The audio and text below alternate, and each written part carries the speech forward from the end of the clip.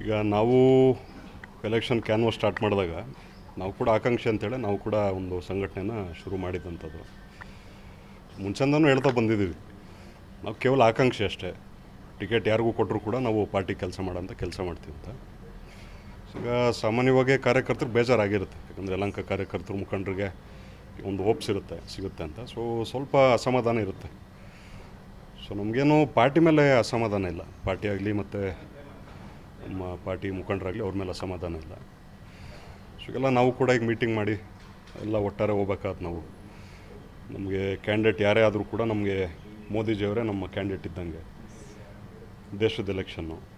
ಮತ್ತು ಎಲ್ಲ ಕಾರ್ಯಕರ್ತರು ಮುಖಂಡರು ಕೂಡ ಎಲ್ಲರೂ ಎಮ್ ಎಲ್ ಆಗಬೇಕಂತೇಳಿ ಯಾರು ಕೂಡ ಕ್ಯಾನ್ವಸ್ ಮಾಡಲ್ಲ. ಲಕ್ಷಾಂತರ ಕಾರ್ಯಕರ್ತರು ಅವರೇ ಪಾರ್ಟಿಗೋಸ್ಕರ, ಒಂದು ಉದ್ದೇಶಕ್ಕೋಸ್ಕರ ಪಾರ್ಟಿ ಸಿದ್ಧಾಂತ. ಅದಕ್ಕೆ ಕೆಲಸ ಮಾಡೋಂಥದ್ದು. ಮುಂದೆ ಅವಕಾಶಗಳು ಬರ್ತವೆ. ನಾವು ಕೂಡ ನಾಮಿನೇಷನಲ್ಲಿ ನಾಳೆ MLA ವಿಶ್ವನಾಥ್ ಅವರು ಕೂಡ ಭಾಗವಹಿಸ್ತಾರೆ. ನಮ್ಮ ಕಾರ್ಯಕರ್ತರು ಮುಖಂಡರು ಕೂಡ ಹೋಗ್ತಾರೆ ನಾಳೆ ನಾಮಿನೇಷನ್ಗೆ. ಮತ್ತು ಭಾನುವಾರ ಕೂಡ ಎಲ್ಲ ಕಾರ್ಯಕರ್ತರು, ಬೂತ್ ಪ್ರಮುಖರು ಎಲ್ಲ ಕೂಡ ಮೀಟಿಂಗ್ನು ಕರೆದಿದ್ದೀವಿ ನಾವು. ಸುಧಾಕರ್ ಅವರು ಬರ್ತಾರೆ, ಅವತ್ತು ಮೀಟಿಂಗಲ್ಲಿ ಭಾಗವಹಿಸ್ತಾರೆ. ಒಟ್ಟಾರೆ ನಾವು ಯಲಹಂಕಲ್ಲಿ ಒಂದು ಒಳ್ಳೆಯ ಲೀಡ್ ಕೊಡೋಂಥ ಕೆಲಸ ಮಾಡ್ತೀವಿ ನಾವು. ಈ ಕ್ಷೇತ್ರದಲ್ಲಿ ಮಾತ್ರ ಕೆಲಸ ಮಾಡ್ತಾರೆ, ಇಲ್ಲ ಎಂಟು ಕ್ಷೇತ್ರದಲ್ಲಿ ಹೋಗಿ ಕೆಲಸವನ್ನು ಮಾಡ್ತೀವಿ? ಇಲ್ಲ, ಈಗ ಯಲಹಂಕ ಬಂದು 4.25 ಲಕ್ಷ ಓಟ್ ಇರೋಂಥದ್ದು. ಒಂದು ಡಿಸೈಡಿಂಗ್ ಕಾನ್ಸ್ಟಿಟ್ಯೂನ್ಸಿ ಇದು. ಅದಕ್ಕೋಸ್ಕರ ನಾವು ಯಲಹಂಕಲ್ಲಿ ಜಾಸ್ತಿ ಕಾನ್ಸಂಟ್ರೇಟ್ ಮಾಡ್ತೀವಿ.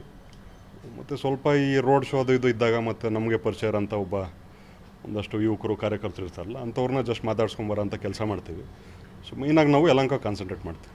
ನಿಮ್ಮ ಪ್ರಚಾರ ನಡೆಯಾಗಿರುತ್ತೆ ಸರ್, ಕಾರ್ಯಕರ್ತರಿಗೆ ಹೇಳ್ತೀವಿ? ಅಷ್ಟೇ, ನಾವು ಮೋದಿಜಿಯವರು ಪಕ್ಷಕ್ಕೋಸ್ಕರ, ದೇಶಕ್ಕೋಸ್ಕರ ನಾವು ಕೆಲಸ ಮಾಡಬೇಕಾಗತ್ತೆ. ನಾವು ಆಲ್ರೆಡಿ ಹಲವಾರು ಮೀಟಿಂಗ್ಗಳು ಆಲ್ರೆಡಿ ಮಾಡಿದ್ದೀವಿ, ನಾವು ಕೆಲಸ ಮಾಡ್ತಾನೇ ಇದ್ದೀವಿ.